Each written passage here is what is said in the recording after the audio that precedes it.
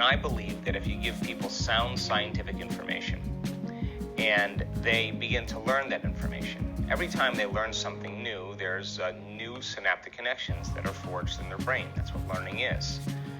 But if they don't repeat that information, if they don't review it, if they don't think about it over and over again, the research shows that those circuits split apart. So if learning is making new synaptic connections, then remembering or memories are maintaining those connections. So our model is have people retreat from their lives and change their personalities, change how they think, change how they act, and change how they feel, and that's their personality. And their personality is connected to their personal reality.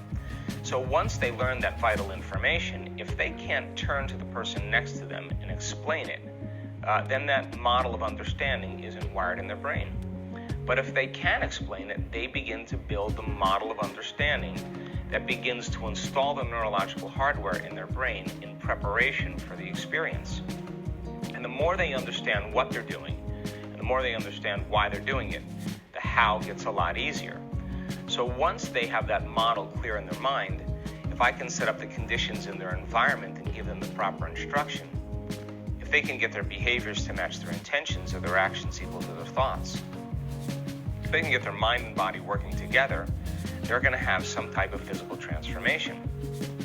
So then measuring that transformation, of course, gives me more information to teach transformation. And that's the model that we use. And I now know that combining that clear intention, which is a function of brain coherence, so that they're focused on an idea, a concept, a potential reality, combined with an elevated emotion. That elevated emotion takes them from the stress states of survival into a more elevated state. And now emotions no longer keep us connected to our past, but it's the very fuel that drives us to our future. Not only does it have an effect on our body, but on some level it has effect on the nature of reality. So that's the model that we use. We did a study in 2016 in Tacoma, Washington. We took a group of students in our advanced workshop, and we randomized the study into two groups. We had participants that were actively engaged in the advanced workshop, and we had a placebo group of people doing something completely different. We had 513 participants in the study. We did 117 brain scans, and we measured cortisol levels and a chemical called salivary immunoglobulin A. Now, immunoglobulin A is the primary defense against bacteria and viruses. It's better than any flu shot. It's the body's natural chemical that begins to create an internal defense system. And so, as cortisol levels go up because of stress, IgA levels go down. Immune system is compromised as stress hormones go up. Well, the reason is very simple. If you're mobilizing all your body's energy and resources for some threat in your external environment, you have very little energy for growth and repair in your internal environment. So our hypothesis was, well, let's see then if we teach people how to create heart coherence, to change their emotional state, to go from those survival chemicals to more elevated states, will IgA levels go up, which is what we were after more than anything else, and will cortisol levels go down? So we did salivary samples before and after the event, and our pre and post measurements were also connected to psychological evaluations. We measure people's level of post-traumatic stress disorder, their levels of happiness, their levels of pain, their levels of anxiety, as well as their physical functioning. And I think it's important to continue assessing people's changes after the event to let us know that if those changes are sustained for a period of time. And so we did several psychological assessments and evaluations that measured all of these particular areas. What we found that physiological assessment with cortisol and IgA were two markers, but we also wanted to do an analysis of what was happening in people's brains. We wanted to see if they were able to sustain a stable alpha coherent state for a period of time. We also know that when people are living in the brainwave pattern of high beta brainwave patterns, that they tend to be over-aroused and overstimulated brain is overactive. When the brain is overly analytical and overly stimulated, it's not in its most healthy state, because over time, brain function tends to become more and more incoherent. So a student's ability to change their brain waves from beta to alpha, even into theta, and even some students approaching a deeper state of delta, allows them then to make significant changes in their internal state, and also make their inner world more real than their outer world, become more suggestible to information. But what we found as a result of our 4-day event, that the time that it took to acquire a stable alpha state improved by 20% out of those 117 participants that had their brain measured. The ratio between delta brainwaves and beta brainwaves improved by 60%. The randomized study shows that it's about 1 in 1,000 statistically that's left to chance. Their ability to move from high beta brainwaves into more stable brainwaves, lowering them, was improved by 124%.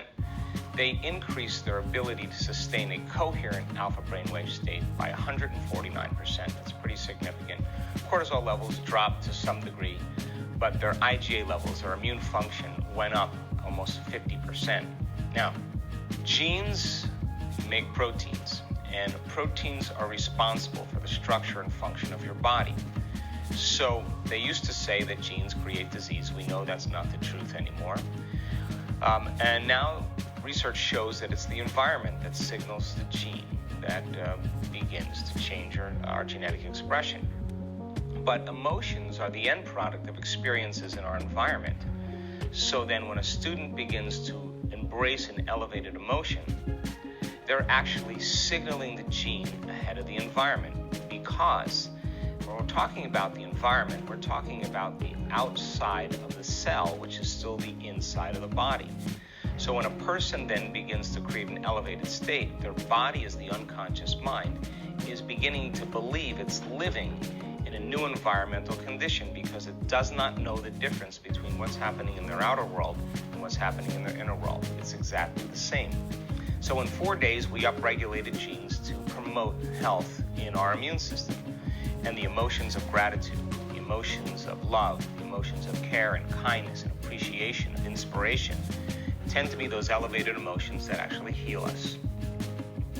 Why do we do that study? Because we see people with all kinds of immune-mediated conditions in a very short amount of time improve their genetic expression and improve their health. So we wanted to see if it was related to what we teach in our workshops. And there's a strong correlation now between elevated emotions and gene expression.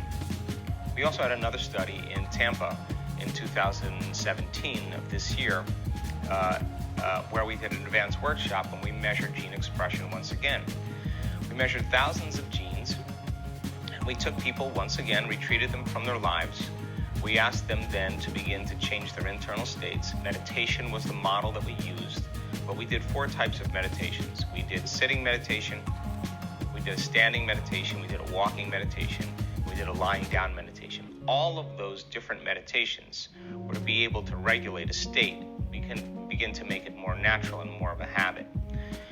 We found that in just 4 days, there was a significant change in gene expression, and 8 genes were the most common amongst the group that we studied. One of the genes that was upregulated was for neurogenesis, not just for new synaptic connections, but the growth of new neurons in response to a novel experience and learning. So then our students then were able to actually make significant brain changes. Another gene for cellular repair was also activated. This particular gene activates stem cells to move to damaged tissues and aging tissues and help to regenerate them.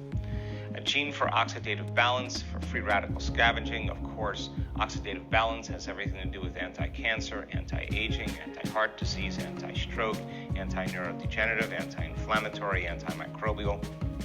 Healthy oxidative balance sustains health in a person's body. Also, we notice a gene that has to do with building cellular structures. The cellular structures called microtubules and cytoskeletons give the cell integrity. So as cells begin to repair, they need a scaffolding to repair onto, and the gene that actually creates cellular structures, for healthy cells was also upregulated. We see a lot of times in a lot of our students that cancer begins to change, their values begin to drop, their tumors begin to shrink, and we see in our work that the gene for suppressing cancer growth in tumors was also activated. These are the genes, specific genes, that were actually activated, and I'll just put them up here if you just want to review them.